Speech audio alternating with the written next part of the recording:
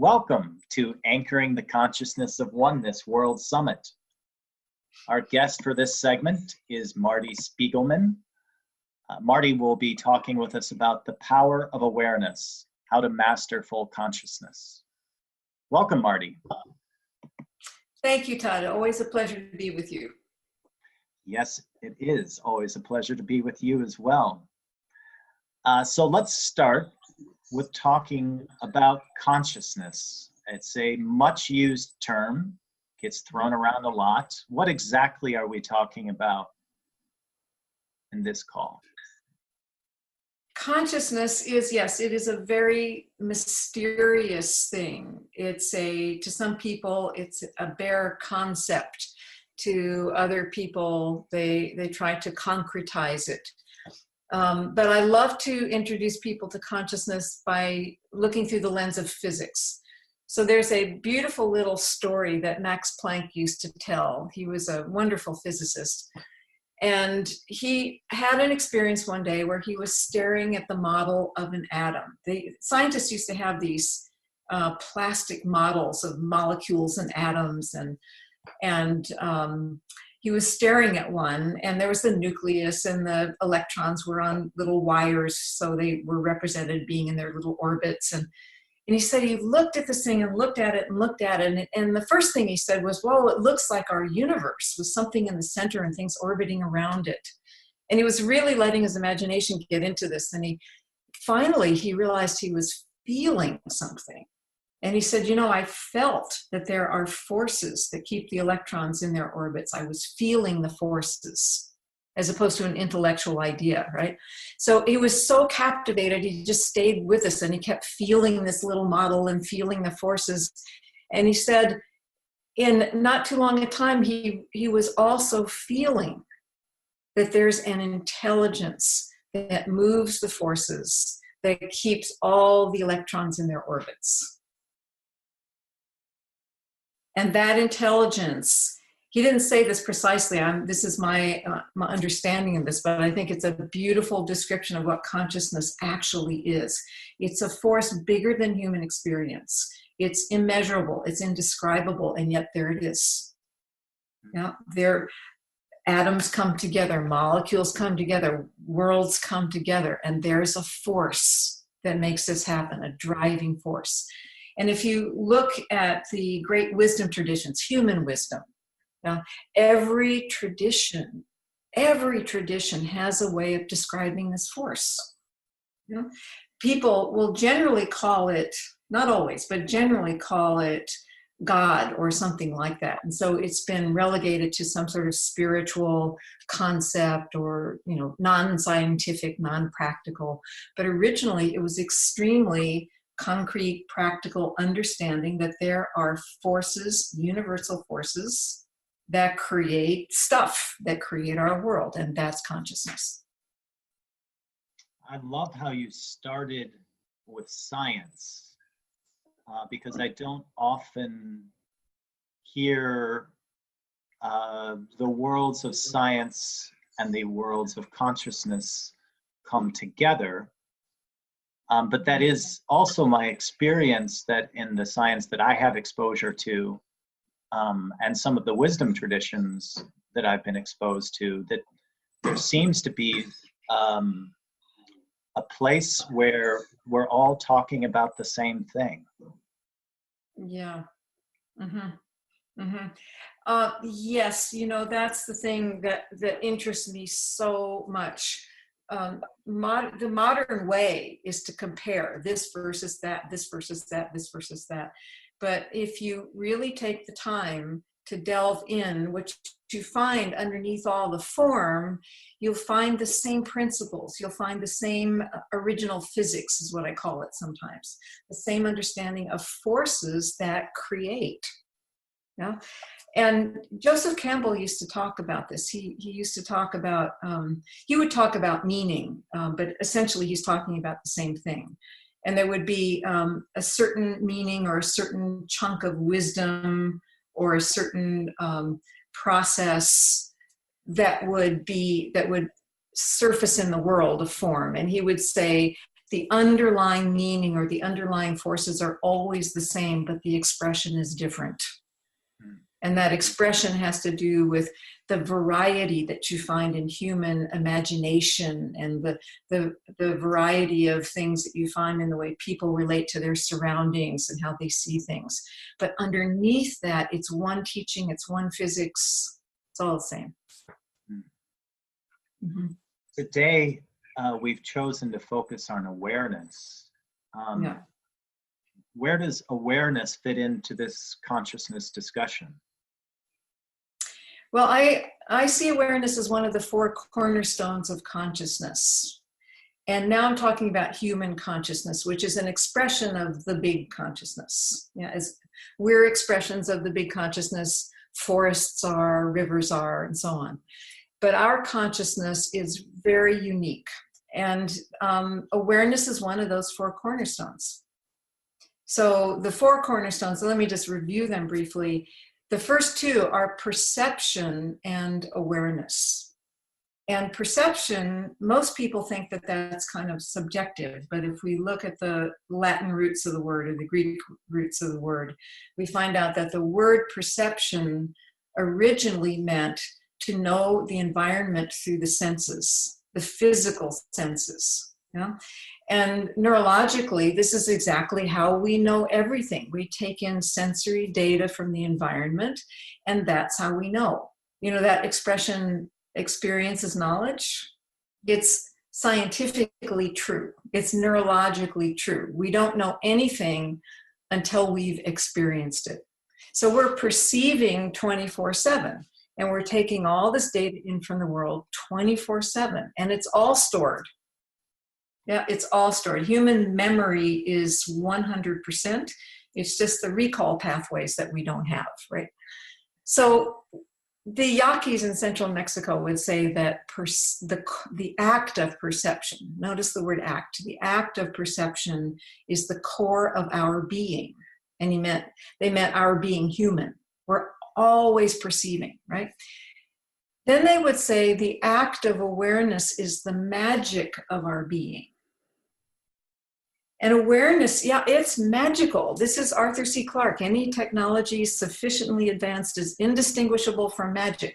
And I would propose that awareness is a highly advanced technology that is innate to humans, the way we use it. It's not that nature doesn't have awareness, but we have special awareness that we can choose to focus and use in particular ways. So it used to be that humans, when we were living in relationship to nature, we now call this being indigenous. That's another topic I find quite ironic. So anyway, we used to live in relationship to nature, so our awareness was on nature, and we learned directly from nature, and we worked with nature. We all know this story. And then our awareness went inside. We started to be curious about the fact that we think. We were curious that we had invented tools and what could we do with them. So our awareness came off nature and came inside us more to our think minds. We were interested that we could think and speak. And so gradually we became less and less and less and less and less aware of all the data that we take in from nature. We became less aware of what we perceive, right? And so now awareness is pretty much focused in what I would call our linear mind, our rational mind. If this, then that, this versus that. And we tend to see the world around us through that tiny lens. Yeah. If we could get our awareness back into our sensing mind, our way of being would shift in an instant. We would see the world differently. So how we use awareness is basically, it's everything. I mean, you even can go to business courses and the first thing they'll say is something like, wherever your awareness goes, energy flows and things happen. I think that's the old way of saying it, right? But it's actually true. Wherever your awareness is beamed is actually the only data stream you're going to get. So our awareness is really key to to whether or not we know the world around us. And it's key to how, I'm going to say this very courageously, it's key to how conscious we are. Consciousness rather, is dependent on how we use awareness.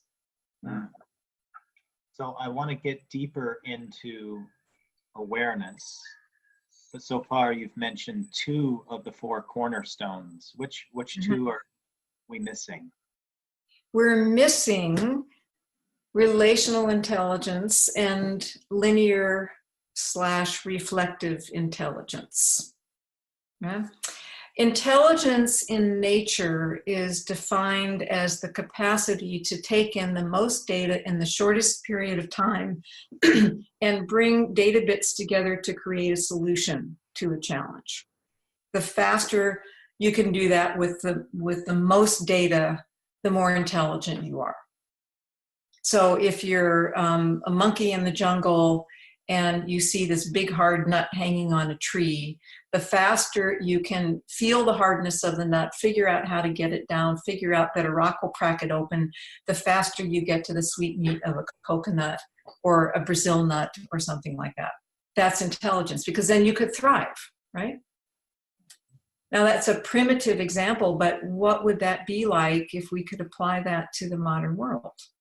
What would it be like if we could sense our surroundings, if we could sense the forest, right? Send energy developers into the Amazon in full consciousness, they wouldn't cut another tree, right? Because they would immediately know the physics of the situation. They would immediately know the balance of O2, CO2, and all that stuff that everybody's doing complicated reports about.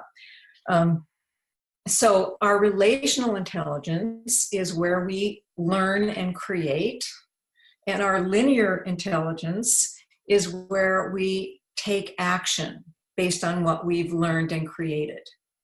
And the other piece about our linear intelligence is it has another aspect to it called reflective intelligence. And this is where we reflect on what we've learned and created in our relational minds. This is how, as an example, Tesla created the AC motor. He designed it in his relational intelligence, in his mind. Sometimes we call it imagination. He designed the motor completely in his imagination. He ran the motor in his imagination for 3 months. Every day he imagined it, running it.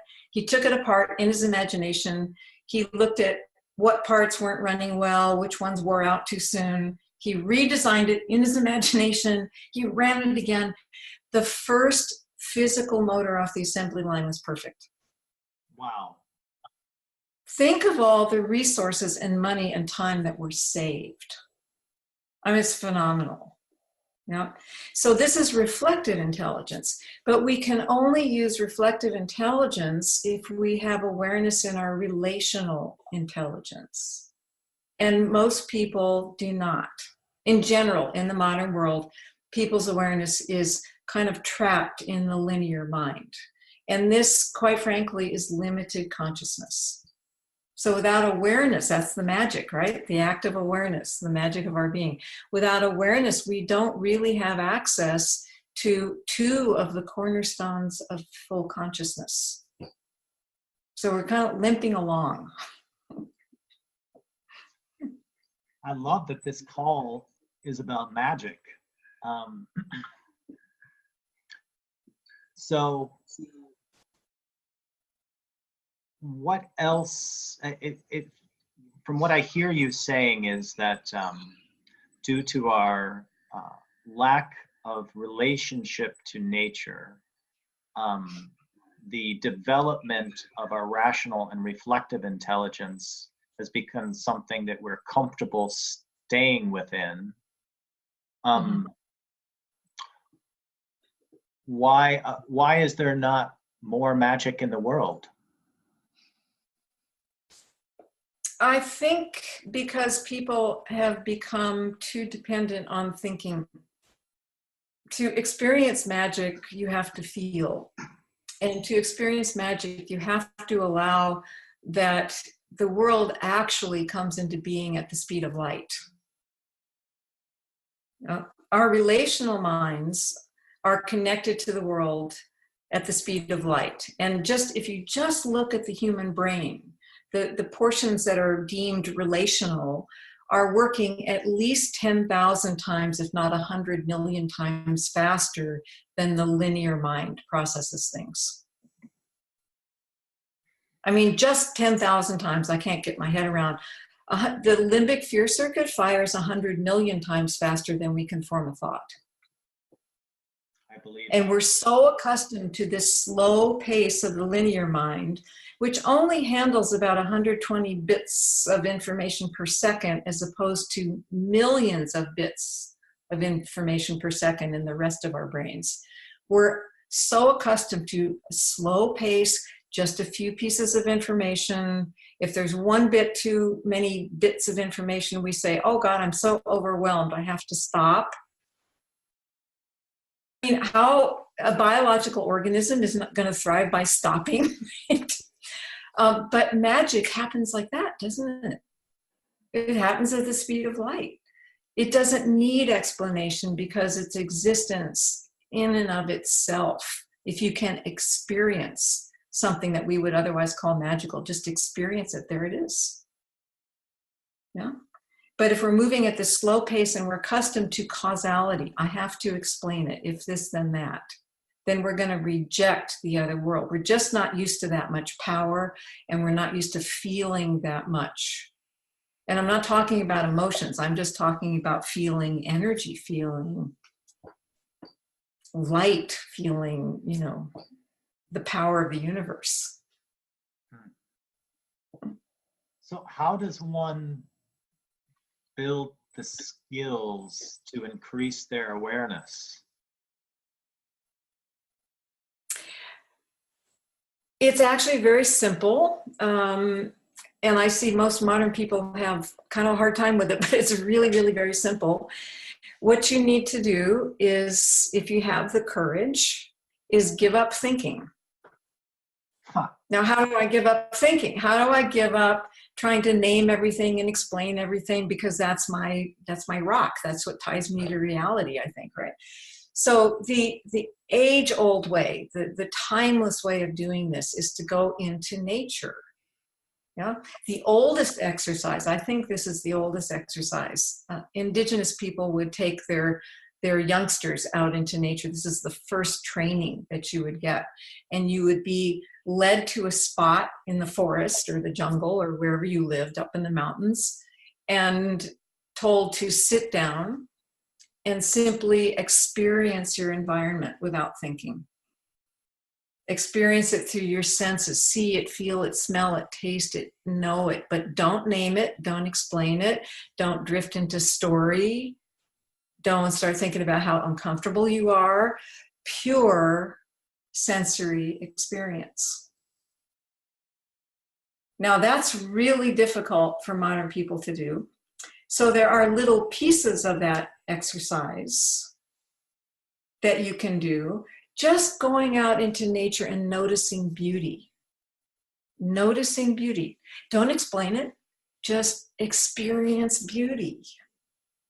I once saw that completely terrify a CEO. I had a group of CEOs here for just an introductory day of training, and I gave them the go outside and notice beauty exercise.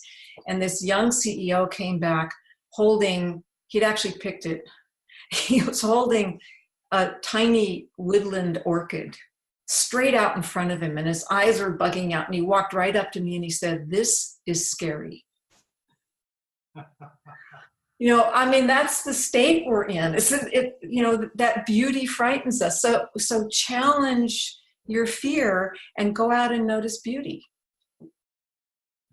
And part of the job is to not think, not name, not explain, but search. This is where awareness gets activated, because you have to search for the feeling. What's the energy? What's the color? What's the texture? What's the shape? What's its energetic relationship to everything around it? Yeah. So that's one way to do it.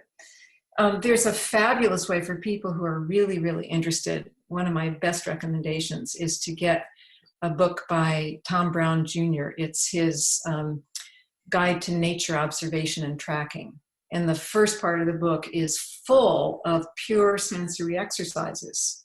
And these are age-old training exercises. Humans used to always train their young children in being in nature in this way because your thriving depended on it. Yeah.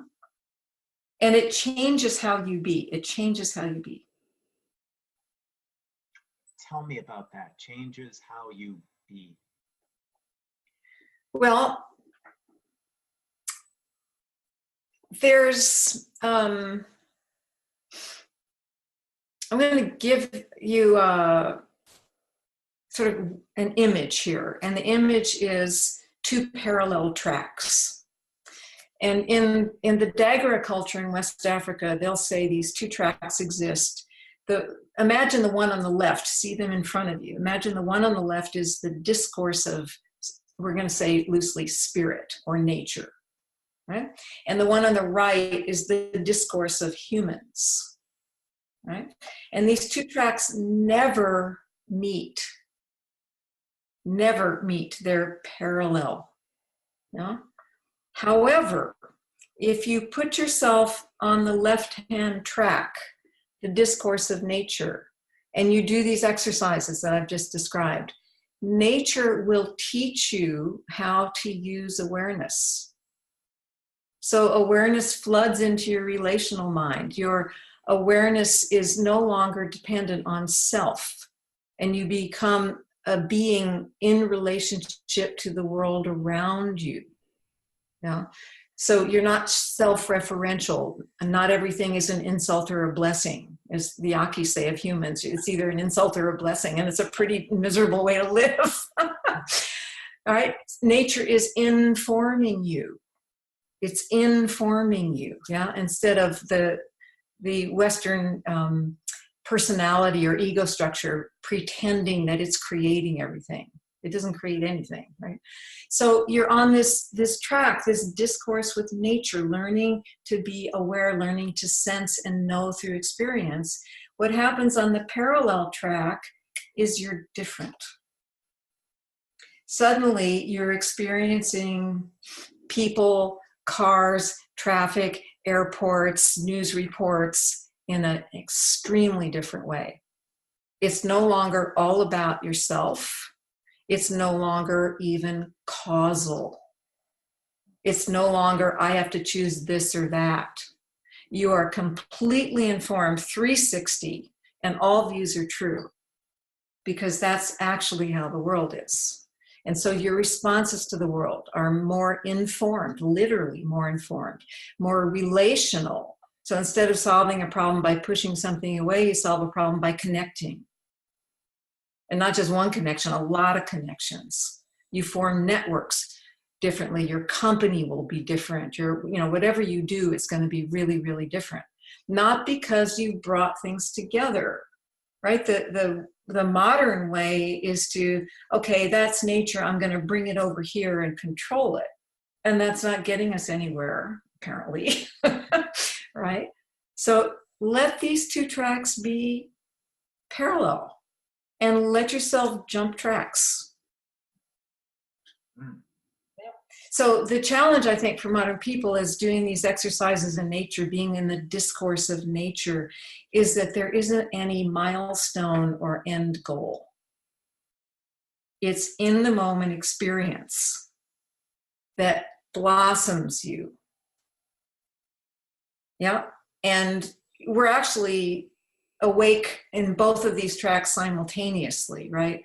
So the discourse of nature blossoms us, and we suddenly find that in the discourse of humans, we're really, really different. So this is your experience on a daily basis, that you are very, very different. Yes. Yes. And you've gotten used to that over the years? I actually think that I wasn't ever any different than this. But this is only in hindsight. I think my experience is a little bit different than most people's. But but that's another long story. I can see, though, with the people that I train, they'll come into the training very hungry, but very, I call it linear. If this, then that. Is it this or is it this? And after even one training session, they'll come back and they'll say, oh my God, I really handled this situation differently, or I solved that problem really differently, or this is real. It's this instantaneous shift in how you be and how you respond. That's beautiful. And mind-blowing. It gives a different meaning to the phrase mind-blowing. Because part of what I hear you saying is that we do need to blow up the mind a little bit. Yeah. I've heard you use a phrase because you mentioned learning from spirit nature of getting out and noticing beauty. Something that you told me once landed with me and stuck with me.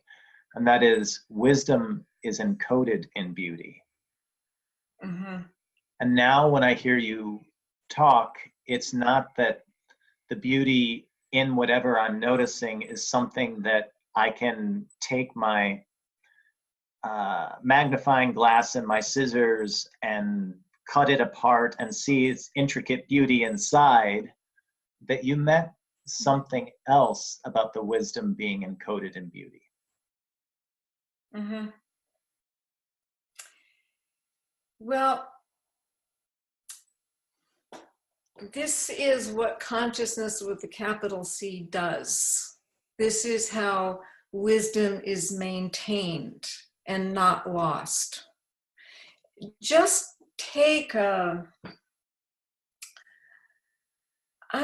take any plant in nature, go out and look at a leaf, look at a flower. The flowers are my favorite because they are naturally beautiful.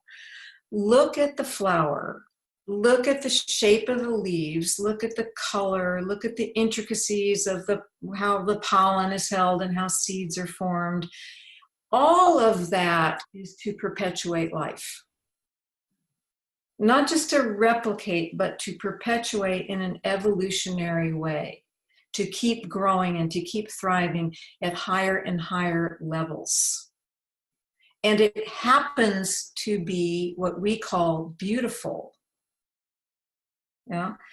And if you just let that sink in a little bit, down into the seabed of your own soul, you might start to feel that our existence is itself beautiful, that our way of thriving, of building arcs of continuity for the knowledge of life and evolution is what we call beautiful.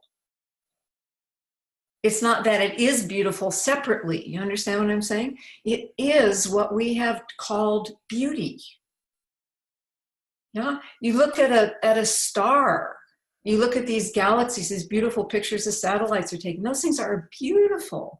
But what are we looking at? We're looking at literally the process of creation. Yeah, we're looking at elemental substances and power and movement and things coming together and things moving apart, creating worlds, and we call that beautiful. I hope I'm making sense. It's almost impossible to put this into English. The momentum of life itself is what we have ended up calling beautiful.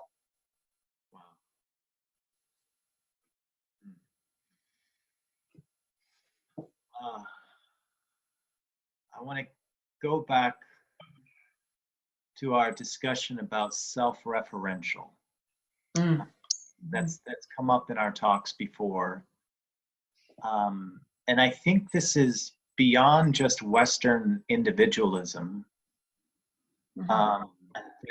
It seems to me you're trying to point out a habit that we have that is really hard to break.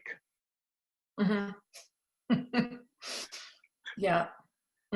Yeah. Well, I always remember Angeles Arian. She would always sort of bark at her students. Other people's behavior has nothing to do with you.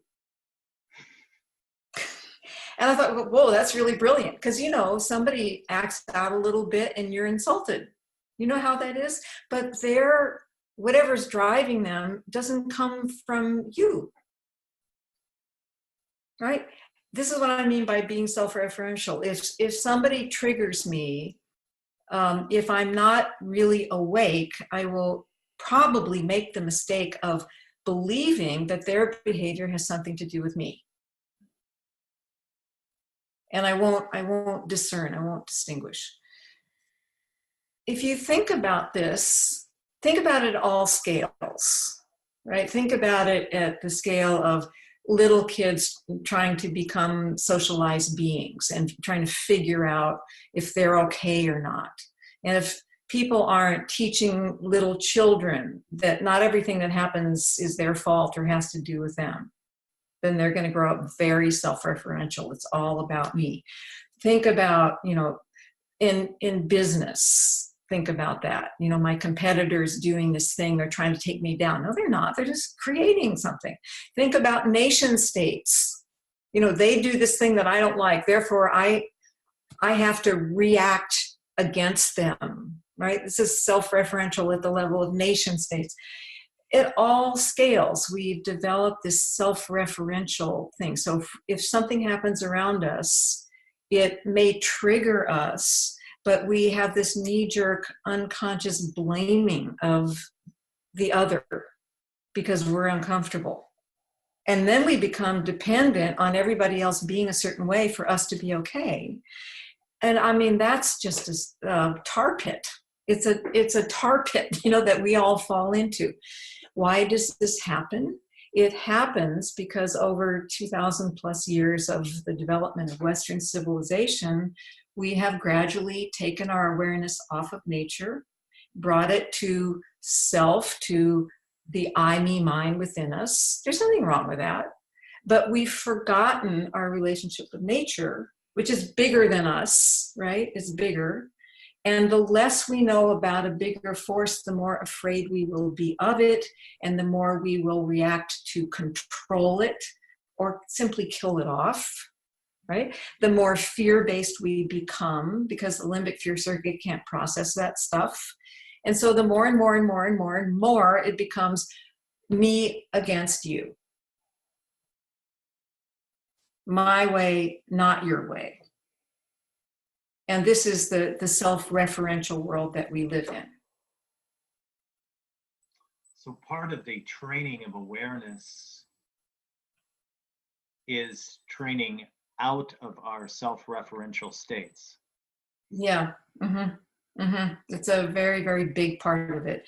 And this is where it gets difficult. This is the discomfort because the ego has to sort of adjust itself to whatever the limbic attunement is. So if we're not naturally pulled in like this, we're not naturally so self-referential that it's me or you. That's not natural to our biological state. But if I've been driven into that state at the level of my autonomic nervous system, which is where this stuff happens, then my ego will adjust to agree with that. And so awareness training at the get-go is an assault on the ego to some people. It's an assault on existence to some people. Yeah. And you have to really respect this. It's kind of tragic. It's a condition in modern consciousness that we really need to recognize and we need to be incredibly compassionate about. But this is the fear and this is the discomfort. The thing that I give my students is a little sort of neurophysiological image, which is that most of your brain is relational and doesn't need the ego, doesn't use language, doesn't use logic, creates all those things, but it's doing something else.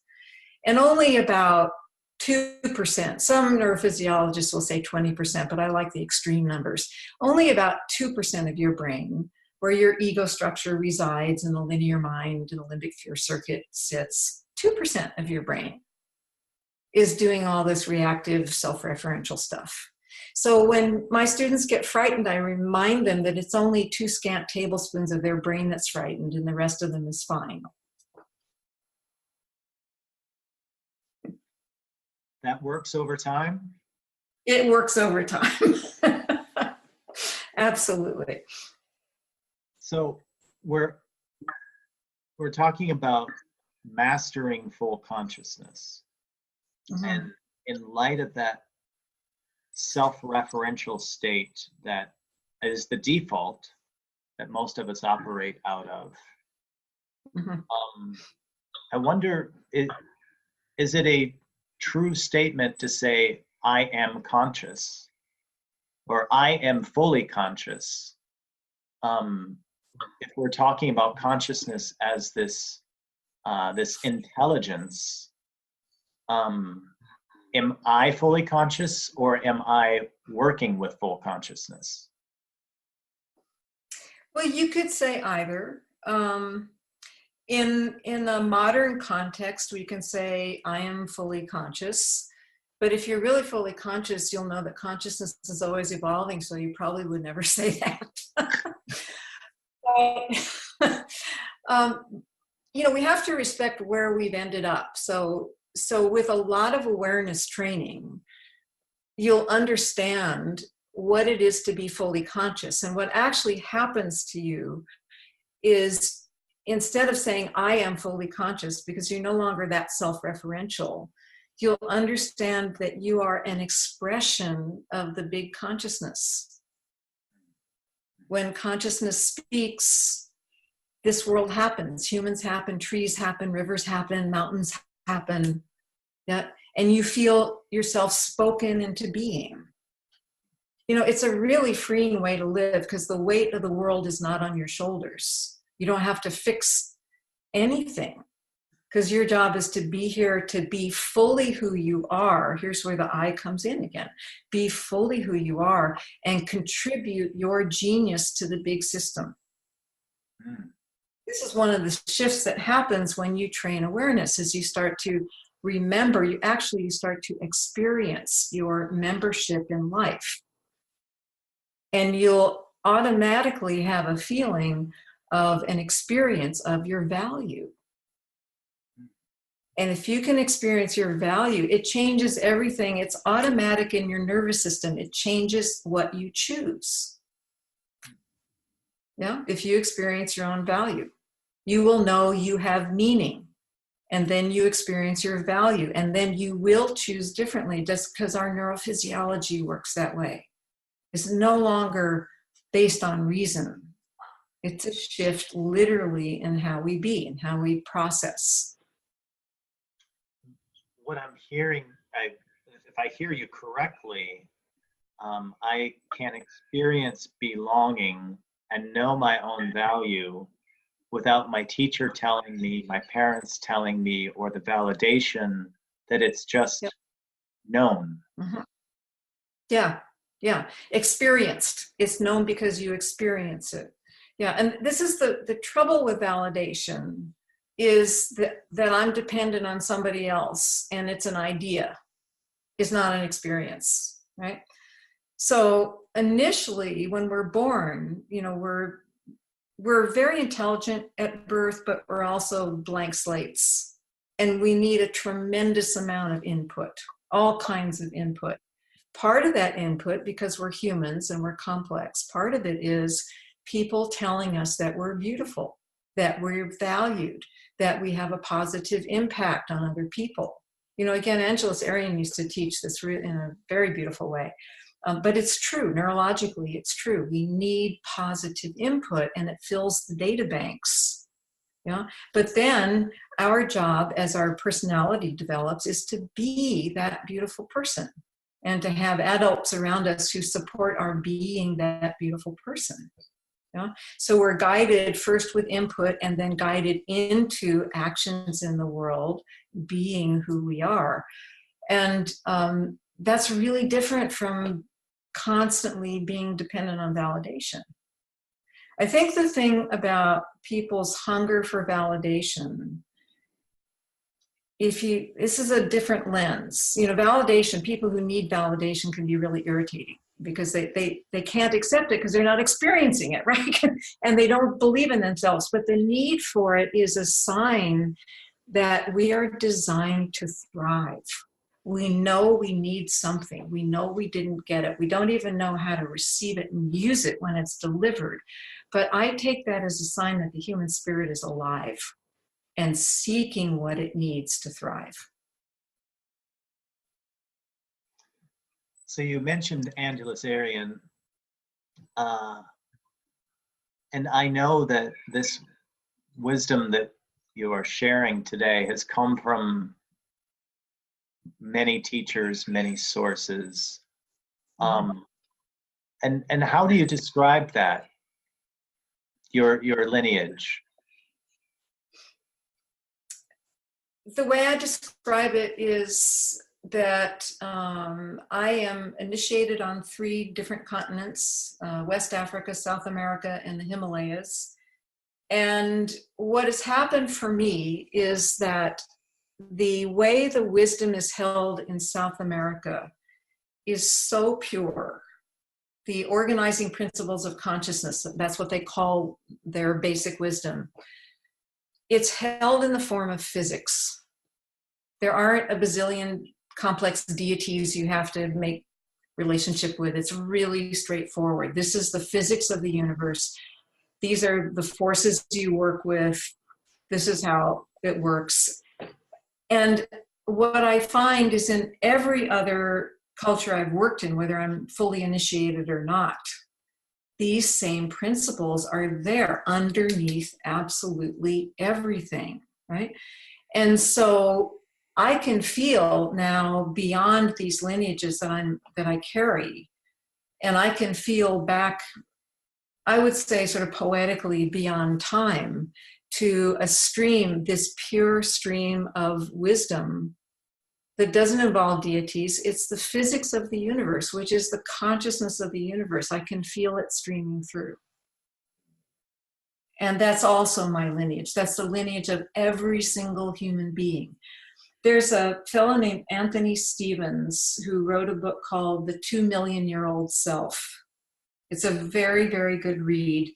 It's very Western, but it's a great read, and it describes this continuity of timeless wisdom that belongs to every single human being.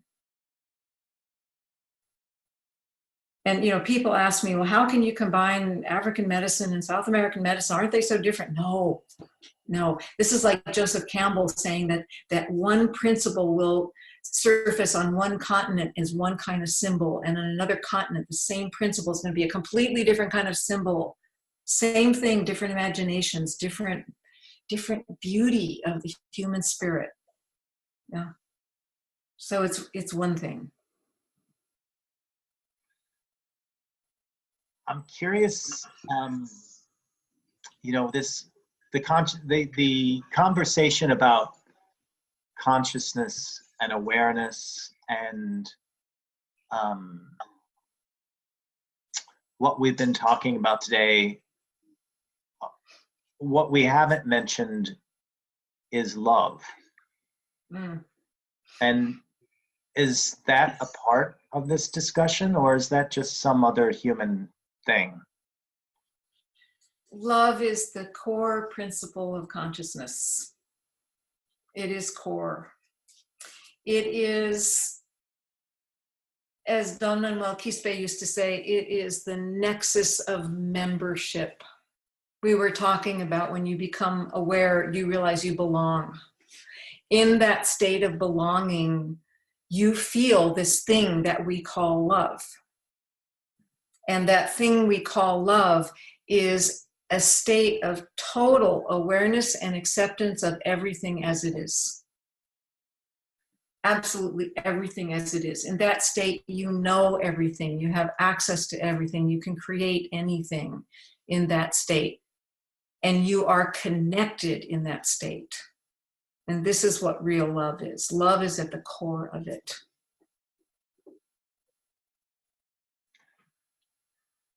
what does a day as Marty Spiegelman look like? I mean, we have these far-ranging and fun conversations, and then I try to imagine uh, there for you in Northern California. I mean, for one, it looks like you have a lot of fun. I like associating consciousness with fun, by the way. Yes, it is fun. Well, it's very ordinary. People think that I must be doing weird rituals and shaking rattles and lighting secret chunks of incense. And it's very, very ordinary. I mean, I live on a few acres, and so I have a wonderful connection to the land, and I have wild animals walking up on my deck, and it's really great. But I do the ordinary things. I have my coffee and read my novels and look at my email. But I think for me, one of the things that is really important is seeking meaning in everything. Seeking meaning. It doesn't mean that everything has to have this big, important, world-shaking meaning. But what does it mean to simply be alive and have a home and have friends? That has to have big meaning, and I think it's losing its meaning. What does it mean to be able to still work out 6 days a week? I mean, for me, that has big meaning. And it should. What does it mean to have a healthy body, or to have a challenge, to have neighbors who are living wonderful, but what we would call ordinary lives, is huge meaning and huge value. And I think this is one of the things with awareness expanding and learning to get our awareness on the world around us. Things are richer because they have meaning and they have value, and that shifts our response. We are more supportive in our responses. We're more life affirmative in our responses. And so even when we have a big challenge, you reach for a life affirmative response rather than giving up or pushing away. And I think that's really the big difference. And it doesn't sound like positive thinking is that life affirmative. No. See, the problem with positive thinking is it's thinking, and neurologically, if you're thinking, you're not sensing. Really, if your awareness is in your thought processes or your thought forms, you are not aware of what you're actually sensing. And so positive thinking, it might be a gateway, but eventually everybody's got to feel. And there's another part to this. This is probably another whole conversation for us. But when I say everyone has to feel, I'm not speaking of emotions.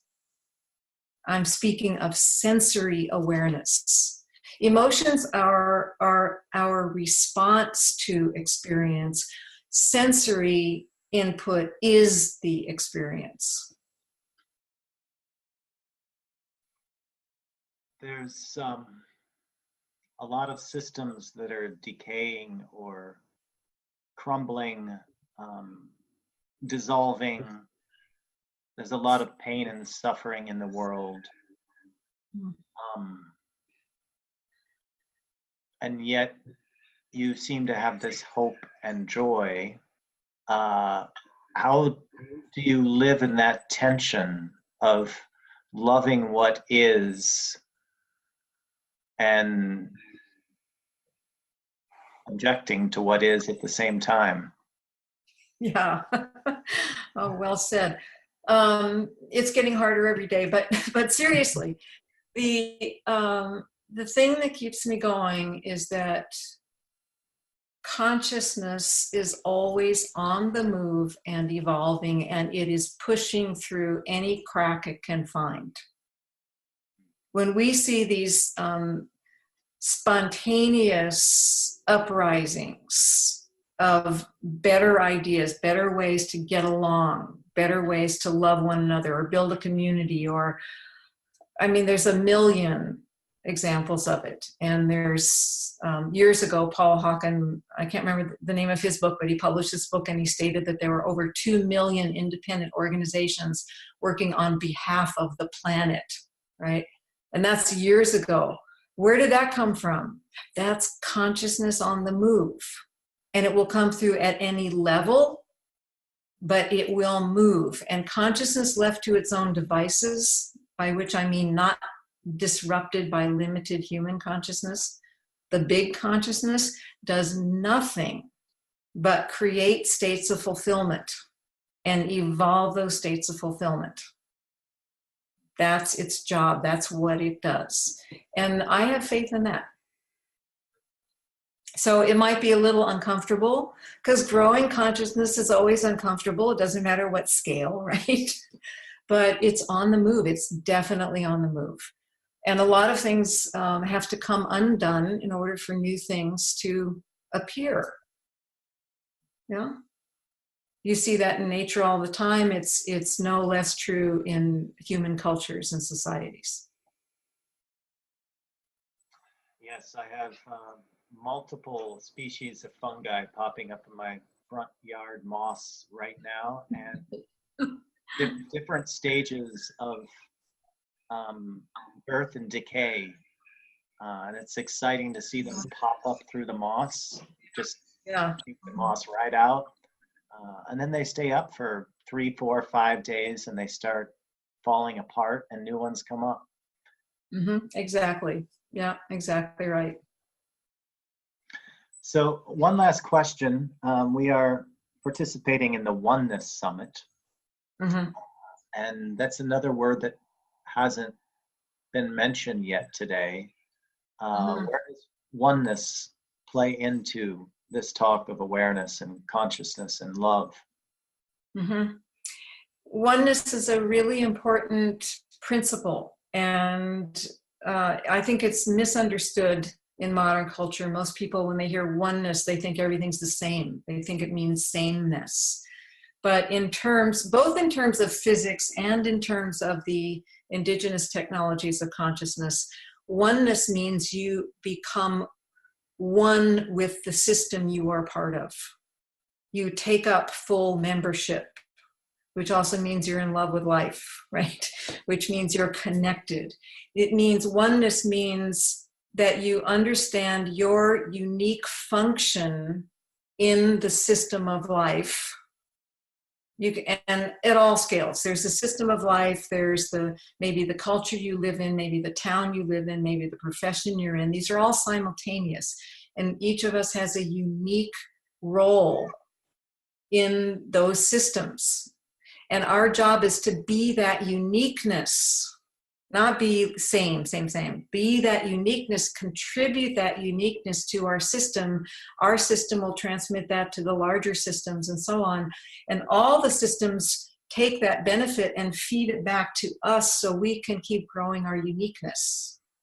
So to be fully part of the system you are as the unique part you are, that's oneness.